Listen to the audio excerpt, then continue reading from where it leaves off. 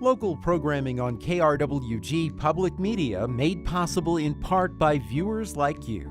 Thank you. This is KRWG Public Media, TV, radio, online. News that matters. Now, across the Mesilla Valley and the borderland, the stories that shape our community.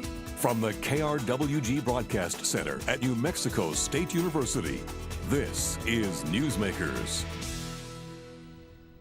Up front this week, the Southwest is getting drier. There's less water to go around, even as more people are moving to the region.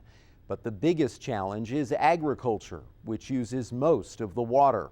As Mallory Falk reports, in southern New Mexico, some experts are trying to find new sources of water to take some of the strain off the reservoir and aquifer. Phil King is a consultant with the Elephant Butte Irrigation District, which delivers water to thousands of farmers across southern New Mexico. Those farmers, they have a nickname for King. They do call me Dr. Doom. Because each year, King's the one who tells them how much water they can expect to receive. This year, it's looking really bad. There just isn't a lot of water. Here's why.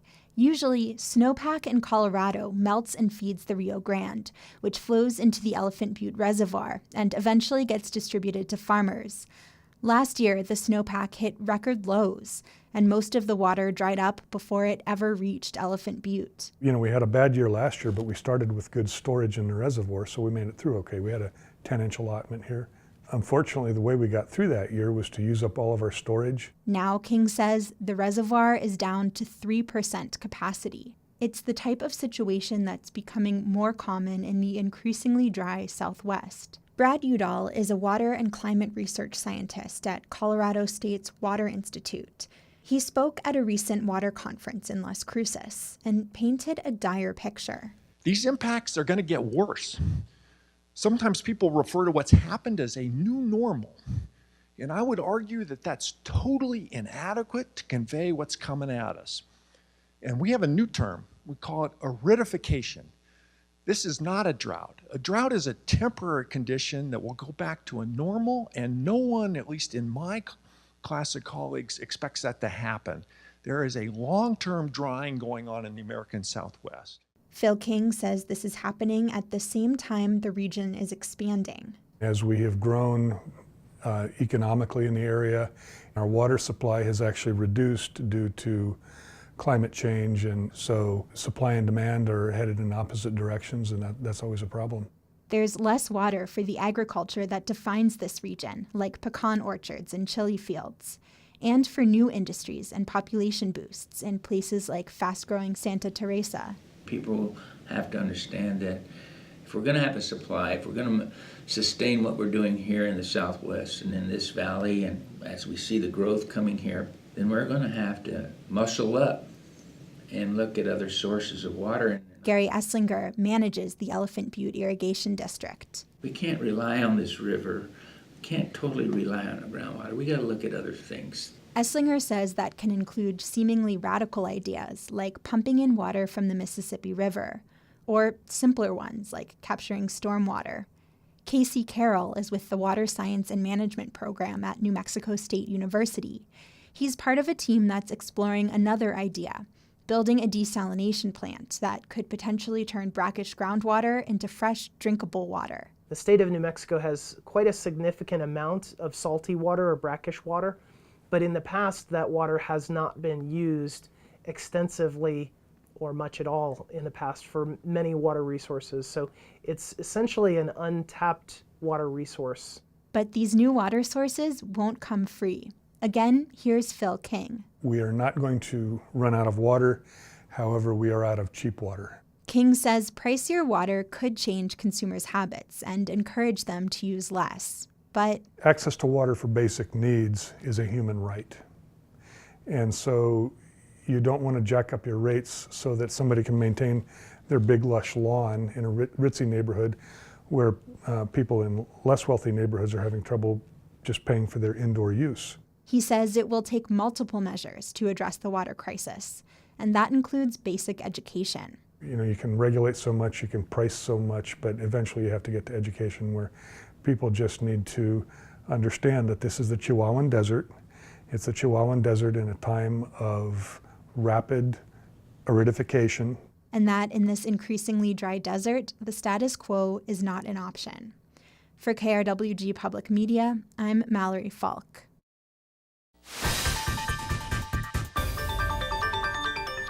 Hello and welcome to In Focus. I'm Anthony Moreno. Our guest today is Angela Kocherga, an Emmy-winning multimedia journalist covering the borderlands for the Albuquerque Journal. Over the last couple of months, she has covered issues surrounding immigration and the recent 2018 midterm election, specifically covering the 2nd congressional district race here in southern New Mexico. Please welcome Angela Kocherga. Thank you so much for joining us. Thank you, Anthony. Great to be here. It's great to have you back in the KRWG Public Media studios. I'd like to start things off with the recent midterm election. Now, you were covering the Congressional District 2 race here in southern New Mexico with Democrat Xochitl Torres Small and Republican Yvette Herrell. Xochitl Torres Small pulled off an upset. Now, this was quite the race. It was a close race that was called by many media outlets in favor of Yvette Herrell, without thousands of ballots left in Doña County left to be counted. Could you kind of describe what it was like on election evening? It was crazy. In fact, the Journal, our political analyst pollster, was one of those who called the election, and it seemed apparent based on the numbers we saw coming in, the ballots that had been counted, but what was missing is a big chunk of absentee ballots from Doña Ana County in particular. And those, there were first 4,000 that had been counted but not included, and then another 4,000 that remained to be counted. And the big issue was that the turnout was so high, especially the absentee ballots, that the staffing was not there to complete that count. So that went past the midnight and into the next day, and that night, Xochitl Torres was visibly upset when she, came out to talk. She did not concede, and wanted to see those ballots finally counted. And Yvette Herrell has not conceded, and she has requested that the ballots be impounded, which is the right of every candidate, and that her campaign take a closer look, matching both the signatures and voter registration information to the ballots. So it's, it's going through the court system. Could be challenged, a recount could happen, but right now the apparent winner is Xochitl Torres, of course Yvette Herrell not conceding. Now, this was an interesting race too, because Yvette Herrell actually gave a victory speech that evening on election night. We saw in this midterm election, many people did not concede. There was recounts happening just across the country in many races. And what some political observers who know about the election system say, any errors we may see looking at ballots probably are part of system-wide issues. I was there, as were other journalists, during that count of the absentee ballots, and so was the chair of the Republican Party of Doña Ana County, and a state senator, a Democrat, observing everything. It was very carefully handled. It was all very transparent. So, but of course the candidate, Yvette Herrell, has a right to ask for a closer look at the ballots. There was lots of money put into this race, and a lot of the Democratic races. The Democratic Party saw this as a place they could turn from red to blue. This is a Republican stronghold, so it was a historic race and an apparent historic victory, but of course challenging the results is part of this whole process. I think it's interesting you bring up that the money, the outside money that really came into this county and this district in this race. It was kind of a tough campaign, especially towards the end. We saw some really tough campaign advertisements that were trying to perhaps smear the candidates or say, for example, I know that there was an effort to paint sort of like Xochitl Torres Small as being in line with Nancy Pelosi and her policies, and also Yvette Herrell, some campaign advertisements targeting her as well. Do you really think that maybe this, as much outside money as that played a role in this, could really kind of be impacting the delay of this race? It's hard to know, but those attack ads, any of us who live here saw them. They were nonstop, and it was certainly targeting both of the candidates and portraying them in a not very attractive light. the money is part of the process. This was a hard-fought race, so it's to be expected. The big question will be whoever holding on to the seat down the road. I don't think this is the last time we're seeing this kind of money spent. The issues are, immigration was a big issue with Yvette Harrell saying she 100% supports President Trump's very tough tactics on the border, and Social Tourist really trying to appeal to moderate and independent voters, and she was not in any way in favor of not having border security, but wanted a closer look at also including immigration reform. And as far as this race goes, I mean, it was a historic race because for the first time we have a woman representing the Congressional District 2 district here and going to Washington.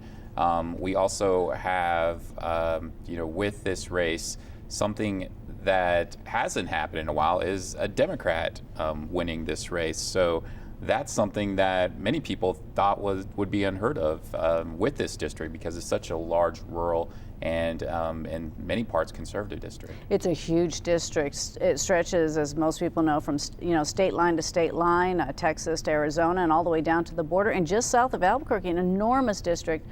So these candidates had to hit the ground and meet with people, and it tends to be more conservative. You see a lot of large number of independents or people do not state who will switch parties to vote for the candidate of their choice.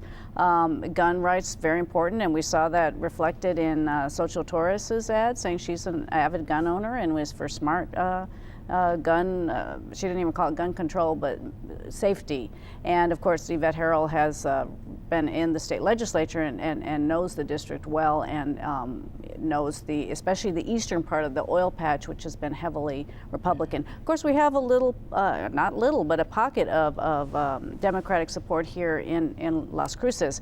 Turnout has not reflected the actual numbers of people who live here, but we saw this record turnout this time, and there is a hope that more people in this region will participate. Well, we'll look forward to following up with you again on this race because it seems like the story is continuing.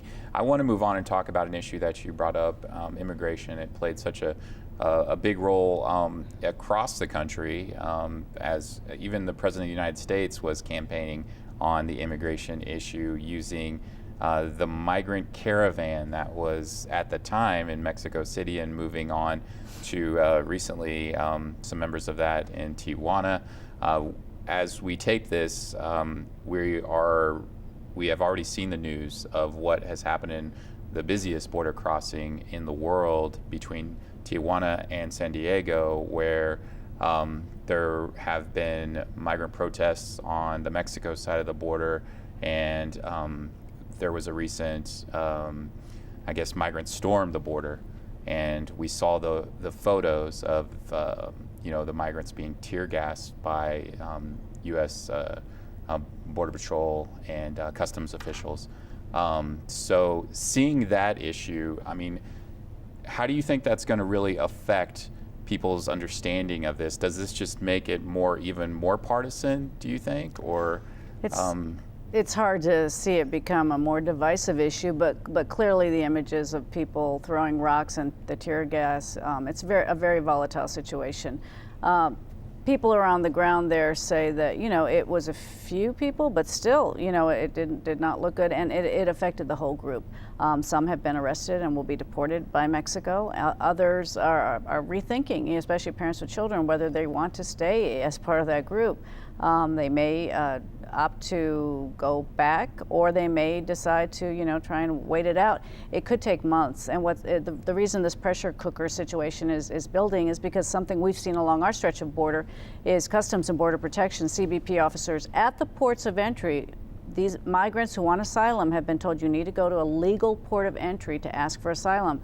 Well, they can only take so many. They say they've been overwhelmed, and since the summer have been turning away people, families. We had about 100 people camped out on one of the international bridges in El Paso where people tend to come to ask for asylum, and they were recently removed by Mexican authorities, so you've got to go to a shelter, you can't camp out. So this pressure cooker situation is building. Tijuana is the giant part of it because we've got about 4,000 people from that caravan. But people have been coming up to the border, families, for a couple years now, and this area has seen record numbers. The southern New Mexico border, and which is part of the El Paso sector, for the past 2 months, record numbers of families coming and seeking asylum, often not able to even get across the international bridge to go through the process. I mean, we've seen in recent months the people who are seeking asylum, they're basically on the bridge, sitting down, waiting for hours, possibly days, to get a chance to get in front of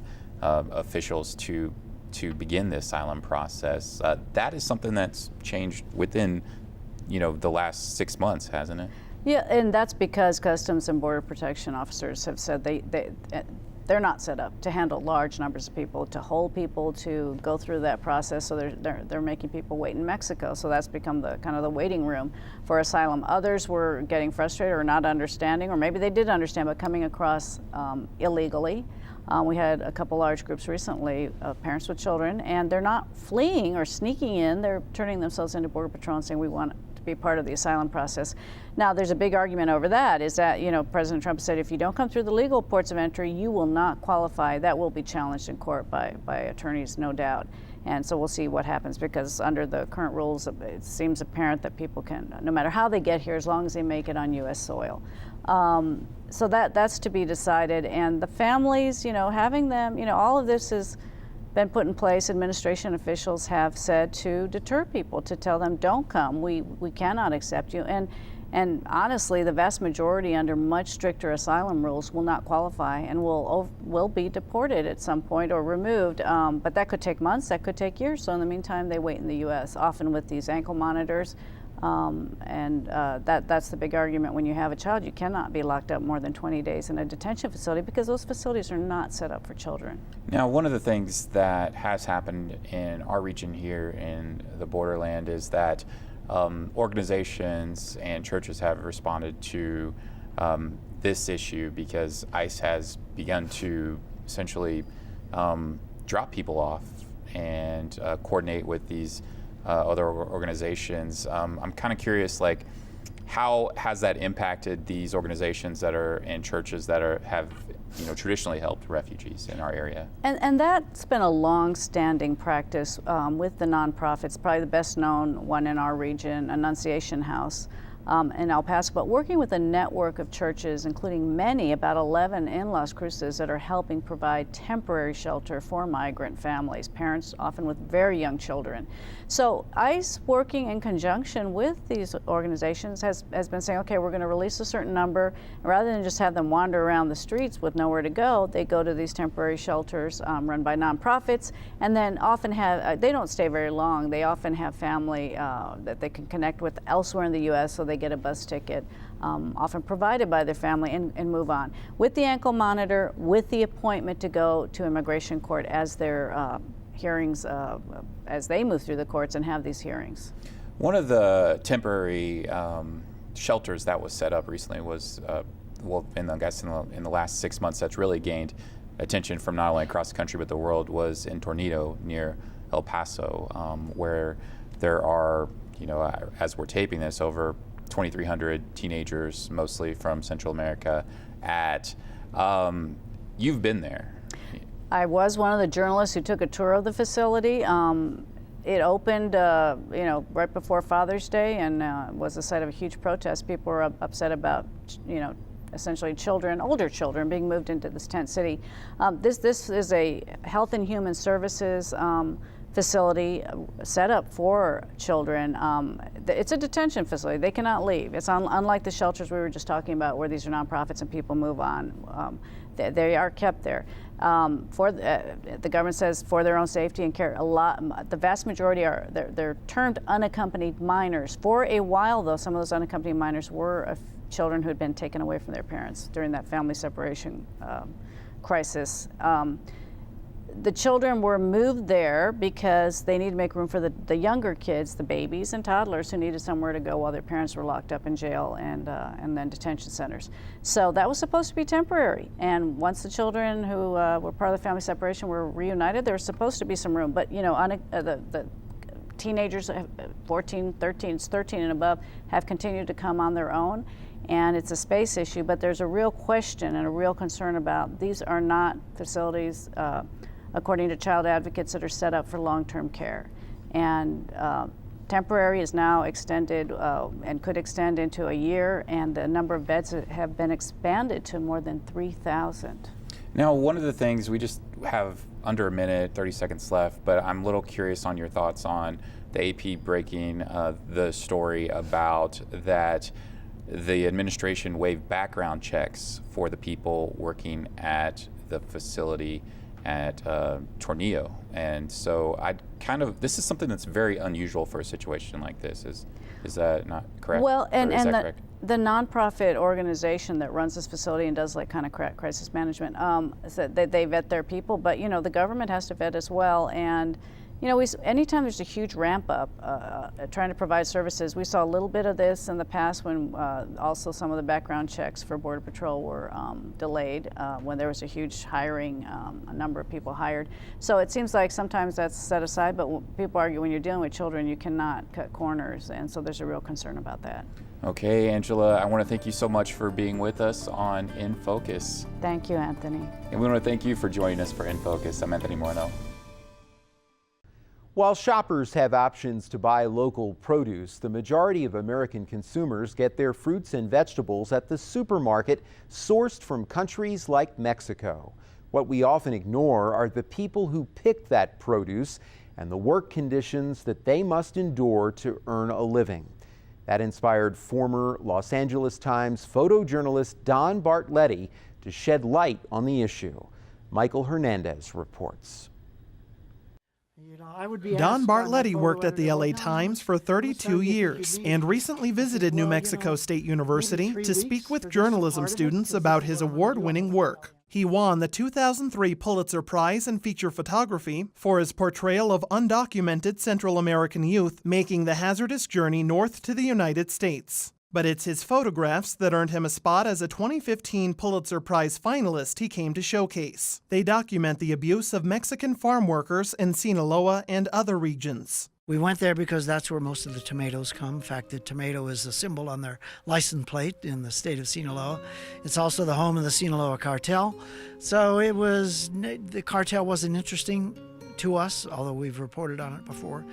But this was the salad bowl of Mexico. This is what Sinaloa is. And that's where we found a lot of fields, a lot of farm labor encampments. During an 18-month LA Times investigation titled Product of Mexico, Bartletti and another reporter visited labor camps in 9 Mexican states. They capture the stories and faces of poor indigenous families who were bused hundreds of miles from home to pick tomatoes, peppers, and cucumbers for 3-month intervals. The LA Times reported laborers work 6 days a week for the equivalent of $8 to $12 per day. Children also worked in the fields of small and mid-size export farms. Children like 12-year-old Alejandrina Castillo, who Bartletti says he met picking chili peppers behind former Mexican President Vicente Fox's hacienda. They weren't working for the former president, but nevertheless they were under the nose of a former legislator who tried to keep children out of the fields.